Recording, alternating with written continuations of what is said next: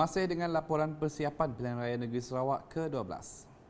Tinjauan UKAS ke pusat mengundi di beberapa kawasan Dewan Undangan Negeri DUN mendapati kerja-kerja persiapan akhir telah dilakukan oleh petugas Suruhanjaya Pilihan Raya SPR bagi memastikan kelancaran proses mengundi mengikut perancangan yang ditetapkan. Tinjauan pertama di pusat mengundi Sekolah Kebangsaan Madrasah Datuk Haji Abdul Kadir Hassan bagi Dewan Undangan Negeri DUN Semariang. Kelihatan para petugas amat menekankan pematuhan prosedur operasi standard SOP dengan memastikan segala kelengkapan alat pelindung diri disediakan bagi mengekang penularan COVID-19. Secara keseluruhan, tiada sebarang permasalahan berlaku dan semua mengambil maklum tugas yang akan digalas sepanjang proses pengundian esok. Tinjauan UKAS diteruskan di Pusat Mengundi Sekolah Kebangsaan Bandar Semariang bagi DUN Pantai Damai. Seawal jam 9.30 pagi telah diadakan satu taklimat ringkas melibatkan semua petugas bagi mendapatkan penjelasan lanjut menjelang hari pengundian. Menurut Ketua Tempat Mengundi KTM Saluran 1, Isma Rafika Mokhtar, pada saat akhir ini terdapat beberapa kelengkapan perlu disusun dan disemak semula mengikut tata cara dan SOP yang ditetapkan Kementerian Kesihatan Malaysia KKM dan SPR. Kami telah membuat persiapan daripada awal dengan melekat poster dan juga menyusun atur tempat untuk mengundi. Kami hampir selesai dalam masa 3 jam lah.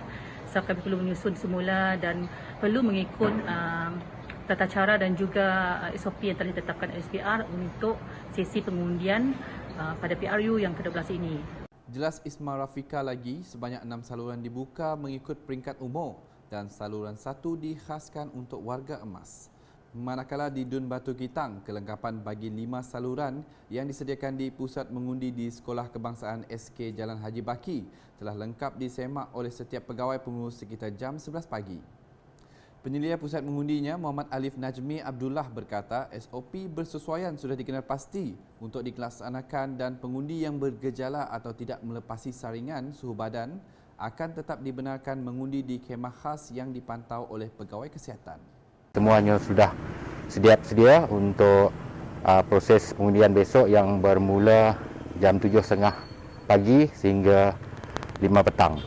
Mereka yang bergejala, yang suhu badan mereka 37.5 ke atas, mereka akan disaring semula di kemah KKM, dan sekiranya mereka masih lagi bergejala, suhu badan dan sebagainya, mereka akan mengundi di kemah KKM tersebut. Kemah tersebut akan dikendalikan oleh pihak KKM lah. Selanjutnya, tinjauan di Sekolah Kebangsaan SK Tabuan Ulu bagi DUN Pending. Para petugas dilihat masih sibuk mengatur segala kelengkapan seperti peti undi dan lain-lain peralatan termasuk menampal garis panduan khas PRN yang dikuat kuasa di setiap pusat mengundi.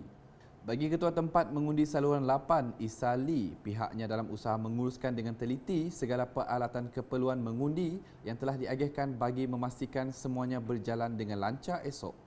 Sekarang kita sedang arrange buat posisi untuk everything that we need tomorrow lah. Okay, di SK Tabuan Ulu ini ada 8 saluran ya, 8 saluran ya. Jadi ini adalah saluran yang ke-8 saya. Untuk setiap saluran kita ada 4 kerani pengiraan undi dan seorang ketua. Ada juga pegawai di bawah sana yaitu penyelia pusat dan penunjuk arah. We have to follow the SOP of this COVID-19. Jadi kita melaksanakan tugas-tugas kita berdasarkan SOP termasuk pakai mask ini dan penjarakan semua. Pukul 8 pagi hingga pukul 5 petang. Untuk makluman bagi setiap pusat mengundi berkenaan, pengundi yang tidak dapat hadir pada masa keluar mengundi ditetapkan atas sebab tertentu masih boleh menunaikan tanggungjawab mereka bermula jam 8 pagi sehingga 5 petang.